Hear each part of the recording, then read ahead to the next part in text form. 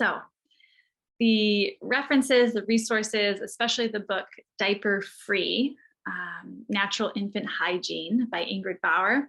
That book I completely recommend, especially diving deeper into the philosophy of EC, of early potty training, of going diaper free, all of these things that we can call it. That book really dives deeper into these thoughts and ideas. So I totally encourage you to check that one out. Okay.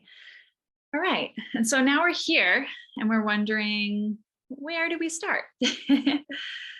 So depending on the age, you might start in a different place, right? I got two questions. Where do I start with a 3-month-old? Where do I start with a 7.5-month-old? And so this might look a little bit different just because of their size and their mobility.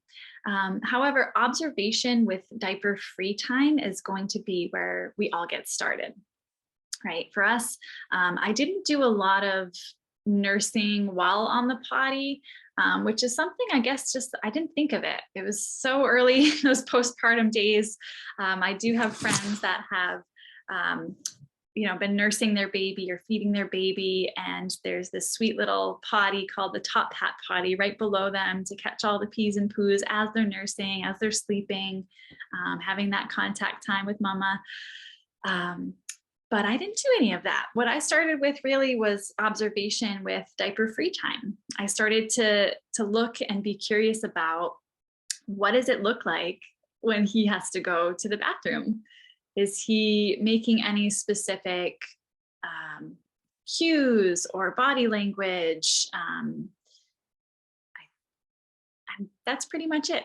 Just observing your baby in a nice warm place, a space where you, if they're non-mobile, especially if you can put down like a Chuck's pad or a water absorbent pad so you can take some information down.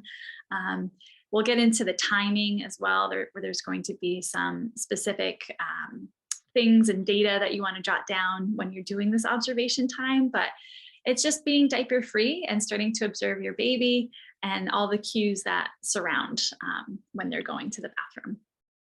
Yes, so timing and elimination patterns. So natural timing is the natural timing of your baby's need to release themselves to the bathroom, to go pee or to go poop.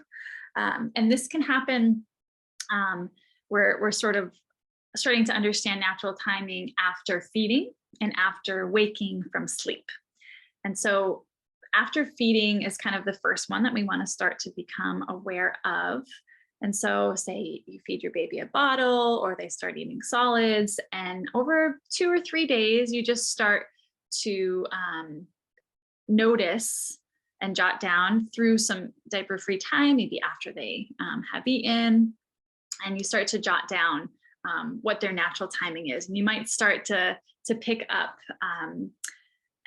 some consistency. Maybe they're a 15-minute peer, maybe they're a half-hour peer, maybe it's more, maybe it's less, maybe there's no pattern. So this is all just things that we start to look into when we're observing our baby. I'm just trying to move my my camera a bit here because the lighting is funky, the sun is setting. And so that's our natural timing that we want to start to look into. And then the second one is called potty-tunities, opportunities to have your child use the potty. And so this is, for us in our household, what it looks like is immediately upon waking, we sit our son down on the potty. We started with a top hat potty, which was really small, with a little lid and a nice cozy soft ring around it so it wasn't hard or cold.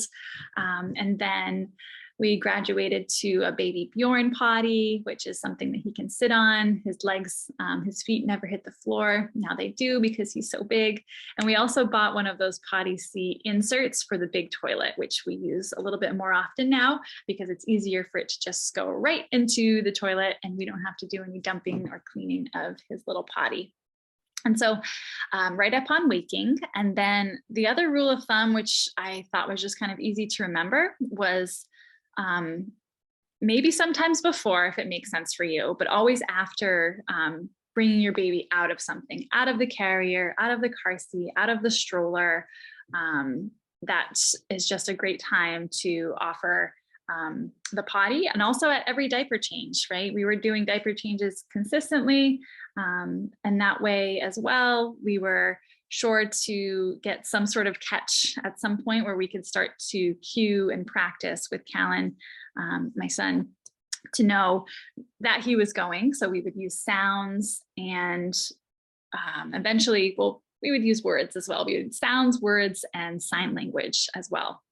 So that's the timing and elimination patterns. Again, your natural timing is when your baby needs to go based on their feeding and their waking. And then all those potty opportunities that you get to practice, because when you do get a catch and you start to make that connection with them, it's really exciting and it makes you feel really good.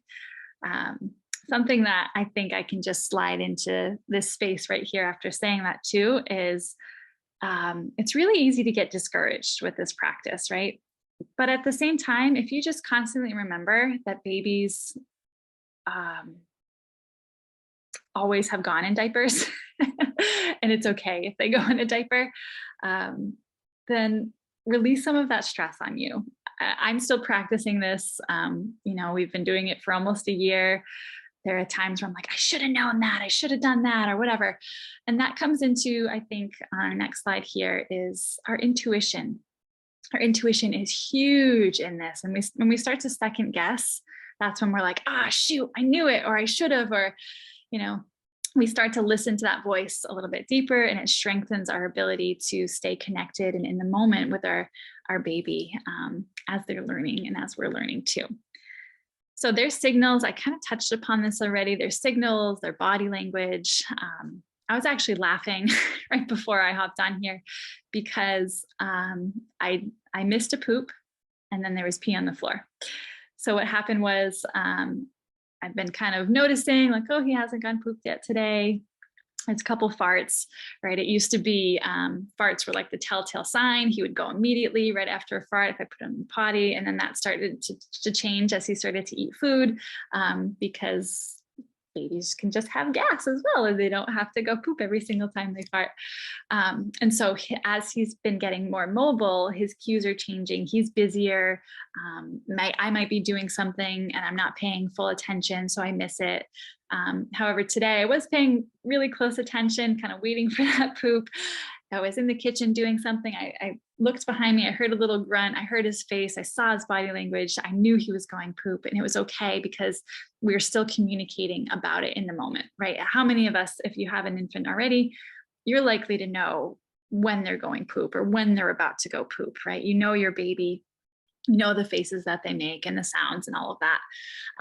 And so in that instance, what we did instead of catching it on the potty was I used, this is the sign. I'm honestly not completely positive. I feel like somebody showed me this once. This is potty, moving your hand like this. I could have gotten it wrong that day, but this is a sign that we use for potty. And we use some sounds to back it up. So when he's going pee, we go pss, and show him the sign. We'll say potty, pss. If he's going poop, we might do a little grunt. And then this is the sign for poop. So we try to use that one as well. And now that he's getting older and has started to say things like apple and uh-oh, apple sounds like apple. It's not a full apple yet. But he's starting to pick up some language. So we're going to start changing our prompts soon so that he can start telling us, Mama, I have to pee, or Mama, I have to poop, or Mama, potty, all of these things. So we want to give him some more language on how he can communicate with us. But for now, he really hasn't shown any interest in signing back to us. He understands a lot of signs that we use with him, but he hasn't shown any interest in signing them back yet. So that's cueing for your baby. That's your intuition. That's your baby's signals and body language. What else am I missing? So you might at the beginning also, right? We've been really focused on catching the poos because they were so much more obvious, right? Babies are peeing all day long. So we're catching like maybe 50% of the pees if we're lucky. The poos are like way, again, like I said, way easier because there's more of a telltale sign. So much observation time. I was watching him pee and I was like, he he doesn't know that he's peeing right now. As he's getting older though, and he is either with a diaper on or if he's diaper free, he kind of looks down there, puts his hand down there, and knows that he's peeing now. So we just are starting to really form those neural connections for him. And so you might not catch them all. You're not going to catch them all, and it's okay. You might start with just the pees. You might start with just the poos. Your success and the order of it varies. I know several people who have had more success with catching the poops first, and then the pees. Oh, there's another kind of sidebar story. We had this bouncy chair that he would sit in when he was much, much smaller. And we started to call it the pooping chair, because every time he sat in it, I think it was just the position of his body. It was like slightly reclined, his legs were up, he was comfy, and he would go poop every single time we put him in that chair, or almost, it seemed. And we would stare at him, his little face, 0 to 3 month old, maybe up to 5 months. And he didn't make a single face. It was just the sound of letting it go. And so we were like, okay, how are we supposed to figure this out if he's not cueing or doing anything other than the sound of going? How are we going to catch it? But things changed. We start to communicate. When you do catch it sort of by accident, you can really use those cues and sounds and all of the things to start to make those connections together. But at first, again, it's just funny to us. We're like, how is this ever going to possibly work if we put him in this chair every time? And so it's just more observation, more practice. Again, you're not going to catch them all. It's not Pokemon. Bad joke. All right, let's keep going. Okay. I have some tips here, both here on the screen, and then I've got my notebook out in front of me. So I'm going to pull this over. So some tips here, starting early if you can, right? If you're catching this while you're pregnant, amazing. If your baby's still young, amazing. If your baby's 7.5 months, amazing. Whenever you're going to start is totally fine, right? The key, again, which is an ongoing practice of mindfulness, is to stay calm and curious and try to be non-reactive during misses, and just allowing things to be, right? Baby pee, it's the most sterile thing that, can be on your floor, no big deal. Baby poop, a little bit messier, but also something that can be cleaned up, no problem, right? So do only as much as you're able and willing to do. You can commit as much as you want to, part-time, full-time, daytime, nighttime, occasionally, right? Just starting to get your baby used to sitting on the potty so that it's not such a foreign concept to them as they get older, right? Seeking support and guidance if and when things become challenging. I was lucky enough to have one of my friends in my community practice this with several of her babies. I talked to her on the phone for an hour one day out for a walk in the woods. Callan was napping in the carrier. I was like, what am I doing wrong? Should I start doing it at nighttime? And she was just so comforting and so validating. So if you need somebody like that in your life throughout this journey and while you do this practice, I'm so happy to be there for you, because it's hard. It's something new. It is so much easier just to use a diaper constantly. However, I think connection and the ability to keep your baby clean and dry really trumps the convenience of a diaper and relying on them fully. Let's see, focusing on connection, not the catches, even though those feel so good. Focus on the communication between your baby. Right? So some more tips here that I didn't put in the slides are to switch to cloth diapers or modified disposables to get more information about when your baby's going.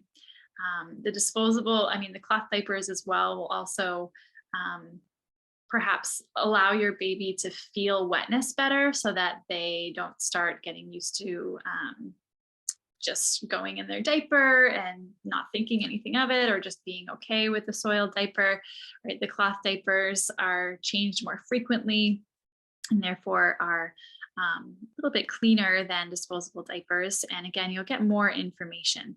So we want to change the diapers immediately or as soon as you possibly can, right? When they're wet. And we want to do diaper-free time responsibly. And so there's been so many times we've done it irresponsibly and we've had to clean up pee off the floor because we just started to do something else, or we're like, oh, we're going to let him air out, but we weren't paying attention to anything else. We weren't paying attention to the timing or his cues or anything else. And so that's totally on us. So doing it responsibly can really relieve a lot of those frustrations or headaches. Go for easy catches, right? We talked about those potty tunities to start learning together and start building those communication connections with potty, psst, you can do a grunting sound when they have to go, right? So something else, I think actually I'll skip this because I have a few questions at the end that y'all asked me, which I'm really happy about. We want to, again, be consistent with our verbal and our sign language. In our house, we have a pretty open door bathroom policy. Maybe it's weird, but it's okay. Coming in and out of the bathroom, just normalizing it. It's just something that we do. So that is really helpful for little ones as they're learning as well. This one is really good too. And again, this is something for me. So it says, don't hover or hyper focus on EC. Really challenging to do when it's something that you do every single day and you're aware of their natural rhythms and, oh, they haven't gone yet today, so I'm just kind of waiting. And so it's kind of an individual practice. Do what you can. If you notice yourself getting stressed about it, take a step away, tell yourself it's okay if I miss the next one, and you're going to feel so much better. Really, it's all this pressure that we put on ourselves, especially as new moms or moms of new babies, right? All this pressure we put on ourselves. Okay. All right. Potty toys, potty only toys, books or songs to help them relax. So we do this. We have 2 books that we kind of only read on the potty. He really likes them right now. We might have to swap them out eventually, but we make them fun. We sing lots of songs. We can put the water on. If we think they have to, if we think he has to go pee, anything to really just help him relax and want to stay seated on the potty, especially now that he's more mobile. Again, we've been using the toilet more. A little less easier for him to escape if he wants to get up, but we show him the all done sign so that he can start to communicate that he doesn't have to go and that he's all done. Because there's been plenty of times where we have a misguess where we thought he had to go and he didn't. So it's just making it fun and relaxed. Okay. All right. I think I've gone through all of that. So here's some useful supplies. We have the top hat potty that I discussed before, a small potty. We use the baby Bjorn, not sponsored here, just like it. We have 2 of them. I have one in the car for travel, so it's always with us. And then we keep one here at our house as well. I don't do nighttime EC because sleep, but eventually maybe we will. I'm not sure yet. The toilet seat reducer, just that potty seat on top of your toilet. Then some of these might be new terms. This is kind of getting into like the cloth diaper world. So there's pre-folds, diaper belts, cloth diapers, chucks pads, wool pads. Also definitely having mattress liners for your own bed if you plan to do co-sleeping or having your baby in your bed at any time. A mattress liner is great. We invested in a really nice organic mattress for our wedding, and so immediately got a cover for that because we didn't want it to get ruined. Then tiny underwear for when your baby's ready for that step. Baby t-shirts, because onesies with snaps at the bottom are really challenging to get to their potty, their diaper quickly when you need to. Elastic top pants, again, are much easier than any buttons or anything you got to work out. Long socks, leg warmers, and split crotch pants. Well, I haven't seen any split crotch pants myself in my journeys. I do own a few pairs of baby leg warmers, and I have that on the resource page of where you can purchase those, or you can make them yourself too. Okay, here's some resources. It's 2 books that were kind of pivotal in my learning and understanding. Has every single tip you could have imaginable. I reference the Go Diaper Free book by Andrea Olson all the time, right? It feels like we were doing really well, catching lots of poops, and then things started to change. So I went back to the book and started to learn more, and started to figure out what can I do differently.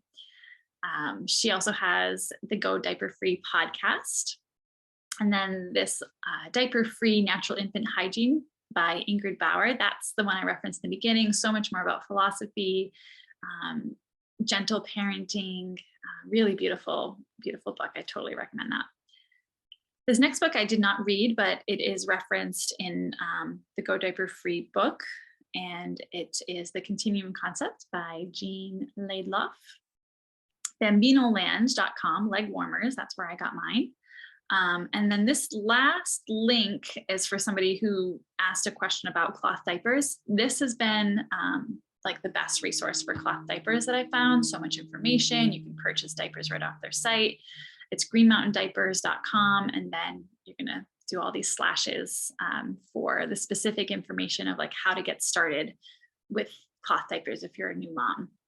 This resource, this website was recommended to me by my home birth midwives, and it really has changed everything. Okay, so these are some of your questions. I think I've answered a few of them already. How do I start EC with a 7.5-month-old? Where to start with a 3-month-old? So these things are going to be, again, a little different. If you can do observation time responsibly, that's where you're going to want to start with both of them. And then for if you know that your baby is going to the bathroom in their diaper, something that you can start to do is bring them into a potty position. And I kind of always have the diaper nearby, right? It's like near our play area. It's not too far. So even with Callan, if I miss, he's not missing anything. If I miss, I'm going to signal to him. I'm going to make the sounds. Everything is the same, except it's going in the diaper. And so I'll put him on his potty. Either I'll take the diaper off right away if I can, or if the diaper's on, I'll just put him right on the potty. Right, it's the positioning, the cueing, everything. Like we want to stay consistent with that, and eventually you'll start to be able to have them go in the potty. But just to start in that way, the positioning, the cueing, this starting to communicate really with your babies at any age. So this next question, I think I just answered that. I've tried EC a few times, no luck with poop in the toilet, but right when I put a diaper on, she poops. How do we make the toilet more comfortable than a diaper for her? So those things that we talked about before, if you know she has to go, definitely. Making the potty relaxing through songs and toys and eye contact, books, all of these things, just making her feel relaxed can really help. You might even put the potty between your legs, have your legs kind of splayed out to the side. So her back is at your belly and you're cueing, you're grunting, you're being relaxed. So she's close by. And so hopefully that tip can get you started, but it is really challenging because she's starting to get used to going into her diaper. And of course she is, because that's where she's gone. But there's absolutely hope. You're not starting too late, and you're doing the right thing, no matter what you're doing. Do you have to get her a new wardrobe? Not necessarily. We've used onesies. We've used regular baby clothes. The only special thing that I bought was leg warmers. But what we would do is only snap one snap of a onesie, or not snap it at all and just kind of let it flap around. So it was easier to get to. But no, I don't think you have to buy a whole new wardrobe. There are definitely special things if it makes your life easier that you can get, but no need to go get anything else like that. Okay, what resources? I hope my resource page is useful. So I answered that. And then the second question I also started to answer. I'm not going to dive deep into all of the quantities of things, because that Green Mountain diapers page that I mentioned also on the resource page tells you everything that you need to know. How to care for your diapers, how many you need. We were given our diaper collection, so I honestly don't know how many I have. I do know that we put on our baby registry 50 organic cotton cloth wipes, which we were using more in the beginning. We use them now for everything, to wash his hands and things, but we were using those in the beginning really for wiping him. It was much more gentle and it felt really good. I used a homemade wipe solution, which was super simple. It was basically mainly water with a little bit of oil, maybe some aloe if I had it, nothing crazy. Yeah, so about cloth diapering, check out that website. How do I help support my family and caretakers in supporting her in EC?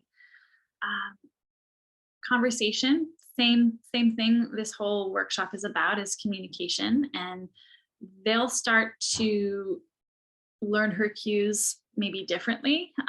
If you can give them some pointers and some ideas, some timing tips, all of this information is going to be useful for anybody who is watching your child. I think personally, mamas and dads, or the main caregivers, are going to have the deepest connection with their baby. And so it might be challenging, but if they're just continuing what you're doing, it's just going to strengthen that bond and that idea for them of like, oh, pee and poop go in the potty. And they will eventually. But I think it's great to have everybody on board. When I have my mom or my mother-in-law or my sisters, literally anybody watch Callan, they know what to do. They know that he needs to sit on the potty, especially after some farts, because we still try, even after knowing that not every fart is a poop, but we still have him sit, because sometimes it is. So yeah, getting everybody on board is a really great idea to support this journey.